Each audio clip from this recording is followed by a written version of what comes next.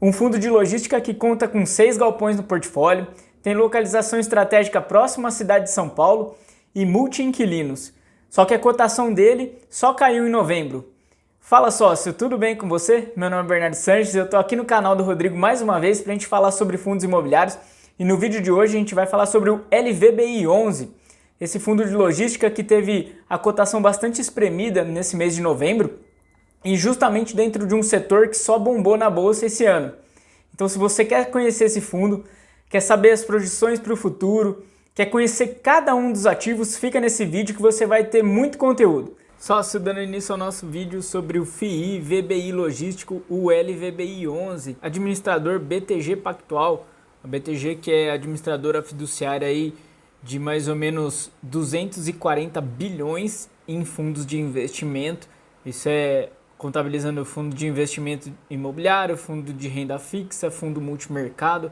Então ela tem um portfólio bem enorme, bem gigante, e só em fundos imobiliários ela tem 35 bilhões sob a administração fiduciária dela. Isso representa 22% do total do mercado de fundos imobiliários. Então a gente vê que ela tem uma presença enorme. Para ter uma ideia, ela está em fundos como o IRDM11, né, o Iridium, o CPTS, ela está também em vários fundos que são geridos pela própria BTG, como o BRCR. A gestora é a VBI Real Estate, a gente vai falar um pouquinho mais sobre ela. Segmento dele, logística, e aí você já sabe o porquê. Ele investe mais de 2/3 do patrimônio líquido dele em imóveis voltados ao setor de logística. Mandato é renda, isso significa que é um fundo voltado para a locação de ativos imobiliários, é assim que ele faz o resultado dele, e a gestão é ativa. A participação dele no IFIX hoje 1,65%. Um pouquinho do histórico da VBI, a gente sempre gosta de falar do histórico da gestão, porque a gestão ela é fundamental, né? Você conhecendo a cabeça do gestor que ele vem apresentando dentro do fundo pode ser um diferencial na sua decisão.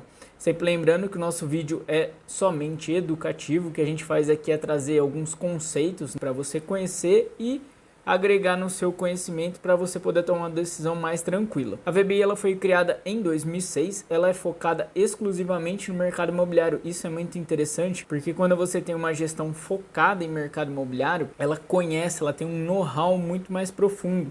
Ela sabe, por exemplo, negociar valores, ela conhece uma precificação muito mais correta e ela consegue entender o ciclo do mercado imobiliário de forma muito mais minuciosa. Ela possui hoje 4 bilhões sob gestão, ela tem investimentos em 15 estados e uma equipe de mais de 40 pessoas.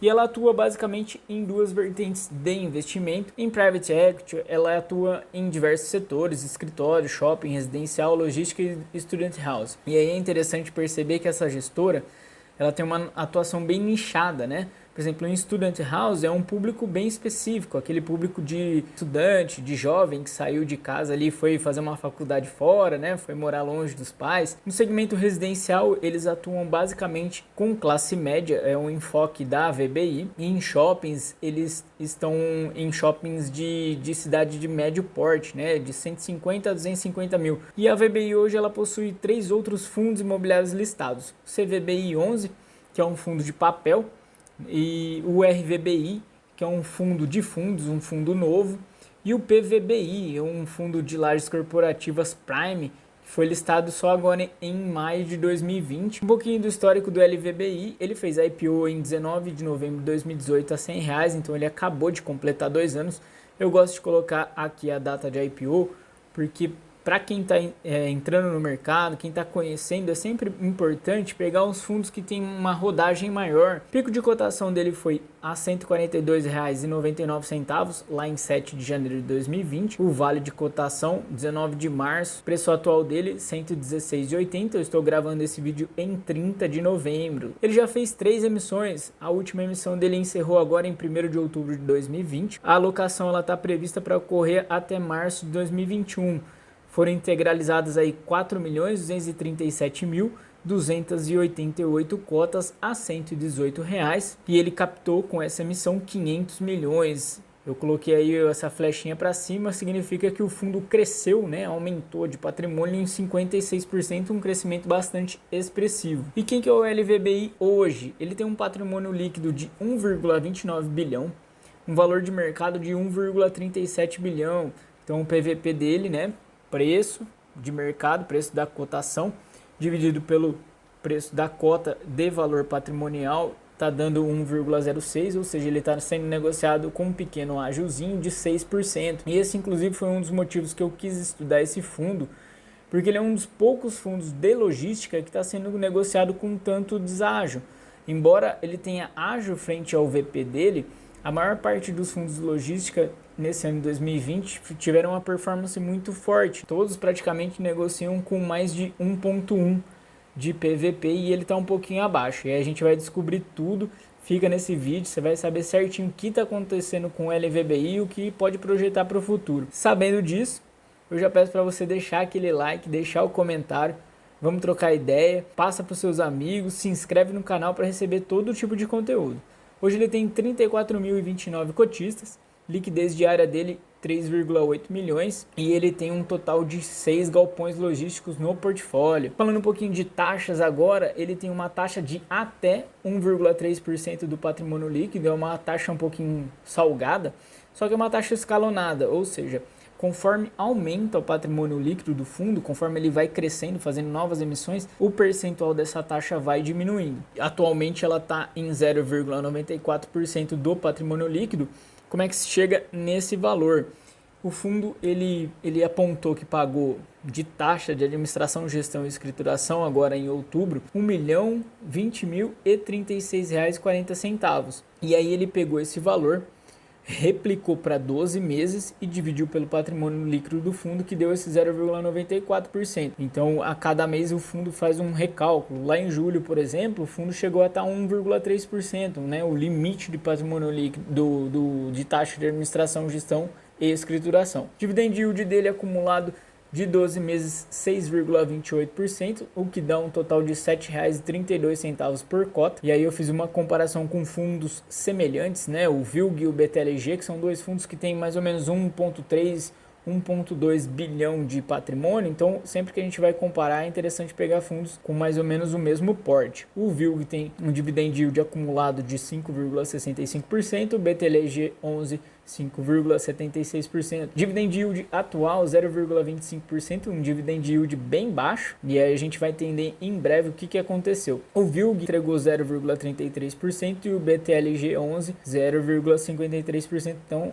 claramente o LVBI ficou bem abaixo. E aqui, informação nova para vocês, não estava trazendo isso ainda, estou trazendo novidade. Datacom, o que é Datacom? É aquele último dia em que você tem que ter a cota na sua carteira para poder receber os rendimentos. Você não precisa passar um mês inteiro com a cota na carteira para poder receber o rendimento. Você tem que estar com a cota naquele dia, na Datacom. No caso do LVBI, é o último dia do mês. A data de pagamento dele, ou seja, quem tinha a data ali no último dia do mês, vai receber lá no 5º dia útil do mês subsequente. Vamos falar um pouquinho da estratégia. A estratégia do LVBI é basicamente crescimento do patrimônio através de ativos diversificados de alta qualidade. E aí, uma informação que ele traz lá no regulamento, para fins dos 2/3 de patrimônio líquido nos imóveis-alvo, que são os imóveis voltados para a logística, o investimento pode ser feito diretamente, ou seja, através da aquisição de imóveis, via SPE, via fundos de investimentos em participação e também em fundos imobiliários, ou seja, o LVBI ele pode de repente ver uma oportunidade em outros FIIs de logística e alocar. Os imóveis ou os direitos reais sobre imóveis integrantes do patrimônio podem ser adquiridos ou alienados pelo administrador sem necessidade de aprovação em assembleia. Isso significa gestão ativa. Por que eu trouxe isso aqui se eu já falei lá no começo? Que eu quis desdobrar uma questãozinha. Alguns fundos trazem uma ressalva de que a partir de determinado valor, o limite, né, para negociação fora de assembleia é outro. No caso do LVBI não, ele não tem qualquer tipo de limitação, o fundo pode fazer alienação de qualquer imóvel em qualquer valor. E aqui embaixo uma ressalva que eu achei diferente, né, no regulamento deles, que o fundo pode adquirir imóveis sobre os quais tenham sido constituídos ônus reais. Que são ônus reais? São algumas limitações ao direito de propriedade. Geralmente é o direito de uso de propriedade, é um termo mais jurídico, por exemplo, uma servidão, um direito de habitação. Inclusive, um dos ativos do LVBI apresenta uma servidão. Provavelmente, um outro imóvel que não tem passagem para a rua, não tem passagem para a estrada, tem direito a passar por dentro do imóvel do LVBI para chegar na estrada. E aí os highlights, né, os principais fatos do relatório gerencial, a gente sempre indica para você ler o relatório gerencial completo, mas se você quer um resumo, quer alguns dados principais, está aqui. Primeira coisa que o ativo informa para a gente foi a conversão dos recibos, né, dos recibos em cotas novas. A partir de 14 de outubro, as 4.237.288 cotas integralizadas passaram a ser negociadas na B3, ou seja, os recibos LVBI 13 e 14 se tornaram realmente cotas LVBI 11 aí na sua carteira. O rendimento dele veio abaixo do esperado, veio abaixo da média. Eu fiz uma média dos últimos 12 meses. O rendimento do LVBI deu mais ou menos 58 centavos por cota, e aí nesse mês ele entregou só 0,31, mas o fundo ele explica aqui, ó, que a distribuição foi em razão do impacto negativo nas aplicações de caixa do fundo que estão em Tesouro Selic. A gente lembra que o Tesouro Selic passou por alguns momentos aí de marcação a mercado negativa, ou seja, o valor lá rendeu negativamente, por isso que o fundo veio com essa entrega tão baixa. A gente vai ver mais detalhadamente na mini DRE. A alocação emperrou. O que isso significa? O fundo ele veio com essa terceira emissão e finalizou agora em 1º de outubro, a princípio para fazer a alocação nesses últimos 3 meses e depois no primeiro trimestre do ano que vem. E isso deveria ocorrer de forma parcelada, né? De forma tranquila durante esses meses todos. Ocorre que o fundo informa agora no relatório gerencial de outubro que essa alocação deve ocorrer só no primeiro trimestre do ano que vem. Então, provavelmente esse dinheiro vai ficar até o final do ano aí em caixa. E aí o cotista, né, deve ter um pouquinho mais de paciência com o LVBI. E aí a mini DRE para vocês. Interessante que o fundo ele traz a competência, que é o mês em que de fato ocorreu o direito àqueles valores, àqueles débitos também.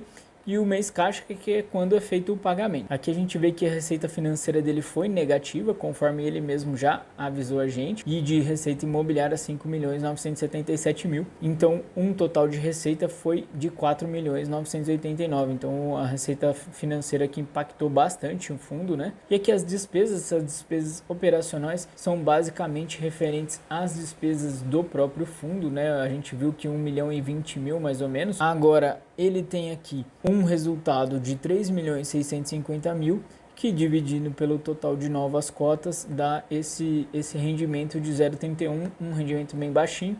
E o fundo informa que não tem qualquer inadimplência. É importante a gente sempre apurar e acompanhar. Aqui eu fiz uma marcação de que 4% do portfólio ainda tem revisional nesse ano, o que pode, em tese, ser interessante, já que o IGPM vem batendo aí mais de 22%, e o maior indexador dos contratos de aluguel do fundo é de fato o próprio IGPM. Então, se esses 4% tiverem IGPM, é bem possível que o fundo consiga um pouquinho mais de aluguel. E principalmente a questão de 2021, ele tem um montante bem vasto aí, né? 37% dos contratos com revisional em 2021. Agora partindo para a parte mais interessante do relatório e da carteira. Olha só que legal, o fundo tem 6 ativos, como ele já falou. E aí sempre que você olhar uma carteira de fundo de tijolo, você tem que conseguir fazer essas marcações aqui na sua mente, pelo menos, né? Primeira coisa, ele tem aqui alguns fundos mono-inquilinos, né? Então, Guarulhos, Mauá, Araucária e Pirituba são mono-inquilinos. Isso significa que se o inquilino sair, esse ativo não gera renda. Então, é importante a gente ter essa ideia. Eu fiz essa marcação aqui em vermelho no ativo Araucária porque é exatamente essa situação. A partir de setembro do ano que vem, a DHL Logística já falou que vai deixar esse imóvel, então o fundo tem que se programar para conseguir realocá-lo. Aí outra situação que eu marquei aqui que é a questão de vacância. Olha só, o fundo ele tem uma vacância física de 6,7% no total, só que só nesse ativo de Itapevi ele tem 30% de vacância. Então é uma vacância bem relevante, embora a vacância financeira seja de 0%. Por quê? Como assim? Porque ele tem uma renda mínima garantida até o final de 2020, ou seja, o antigo vendedor, né, o antigo dono, chegou no fundo na hora da venda e falou: olha, eu te garanto até o final de 2020 o total do recebimento aqui que a gente está fazendo no cap rate. Então, embora tenha vaga, né, dentro daquele galpão, dentro daquele complexo logístico, o antigo vendedor está pagando por isso. Aqui também é interessante você ter essa ideia dos prazos médios remanescentes, né? Então ele tem alguns contratos com prazos bem longos. E por fim, quanto cada ativo representa na receita. Olha que importante aqui, esse ativo de extrema, ele representa 42%, então existe uma dependência grande da receita desse ativo de extrema. Vai ser importante com a nova emissão o fundo conseguir diluir isso. E aqui a alocação por segmento de locatários, é interessante a gente ver essa diversidade, porque de repente um segmento, como eu já falei no vídeo passado do KNRI, um segmento pode estar passando por mais dificuldade e deixar o fundo na mão e o seu rendimento cair, mas os demais se manterem, né? Então a gente vê aqui que ele tem uma preponderância no setor de logística de 40%, também tem bastante no setor de varejo, mas ele é bem diversificado. E também a questão da natureza dos contratos, ele tem 58% dos contratos típicos e 42% dos contratos atípicos. Como é um ativo com poucos imóveis, eu fiz questão de pegar cada ativo e a gente analisar com calma. Então eu vou falar um pouquinho de cada um deles. Primeiro, o ativo extrema, qual que é o mote dele? Localização estratégica e qualidade. O fundo ele é detentor de 100% desse complexo logístico. No final de 2019 ele adquiriu o percentual final, né? Ele já tinha uma parcela relevante, depois ele adquiriu o total. Esse complexo ele conta com 5 galpões, sendo 2 BTS para Ambev, né? Build to Suit, que foram construídos sob demanda da própria Ambev e que ela continua como locatária. E 2 deles são AAA porque eles têm ali 12 metros de pé direito, eles têm piso nivelado, eles comportam nesses pisos 6 toneladas, eles têm sprinklers, né, que são aqueles esguichos de incêndio. Esse último galpão que faltou falar foi retrofitado em 2017, ou seja, ele teve uma reforma e ele está com vacância de um inquilino desde junho de 2020.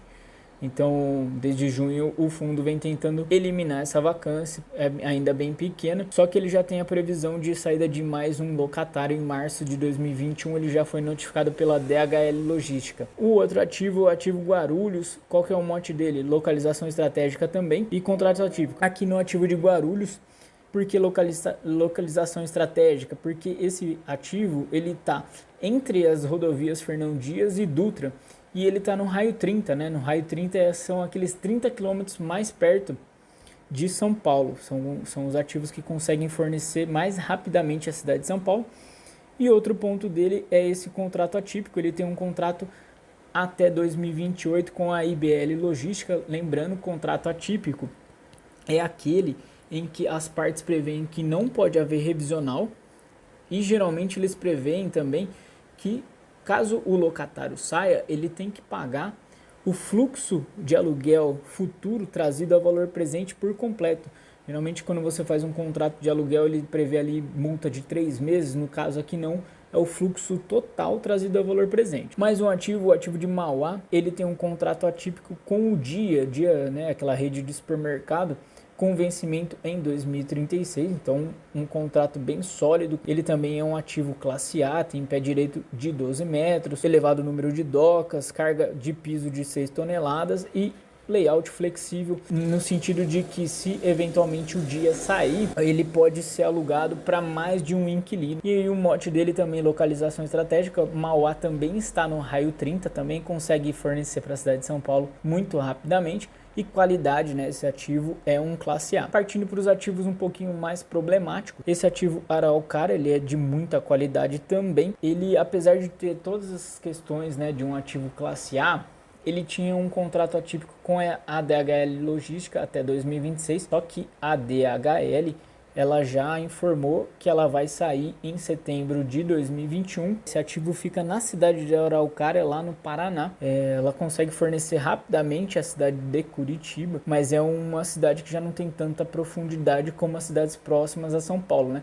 Para você ter uma ideia, o mercado logístico ele tem representação no estado de São Paulo de 56%. Isso significa que a demanda, né, que existe dentro do estado de São Paulo é muito grande, então quando a gente sai, existe um pouquinho mais de dificuldade e liquidez desses galpões. E lembrando aí que o fundo faz essa informação interessante, que embora o galpão seja atualmente um monoinquilino da DHL, ele pode ser transformado para multi-inquilino.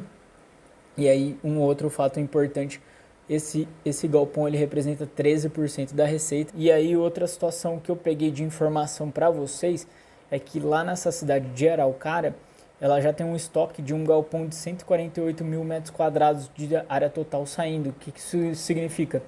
Que a região já tem alguns galpões, como esse do fundo, e tem mais um grande imóvel praticamente pronto para ser fornecido para o mercado, então pode dificultar um pouquinho mais as negociações do LVBI. Passando agora para o ativo Pirituba, o mote dele, localização estratégica, porque ele está dentro da cidade de São Paulo e ele tem um contrato atípico. Esse ativo é o mais, assim, vamos dizer, menos bonito, né, do fundo. A gente vê que ele tem uma construção mais antiga, e aí a gente vê que ele tem uma ABL só de 12.340 metros quadrados, é um ativo pequeno, só que ele está 100% locado, com um contrato atípico por mais 9 anos. Além disso, eu coloquei a dificuldade de novos entrantes, porque o próprio fundo informou, quando da aquisição desse ativo, que essa região ali de Pirituba, ela tem pouco espaço, né? Tem pouco espaço para fornecer São Paulo tão rapidamente, então é uma vantagem competitiva desse ativo. E por fim, o ativo Itapevi, que é aquele que a gente viu que está com 30% de vacância física.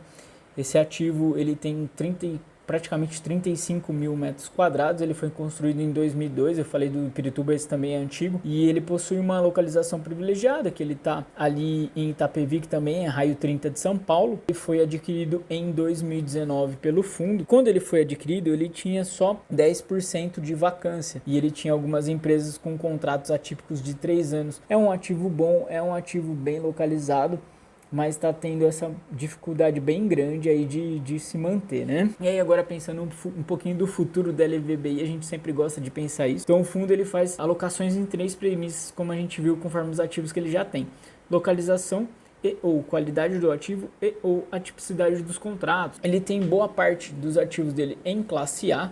Em dado momento o fundo chegou a 89% dos ativos em classe A.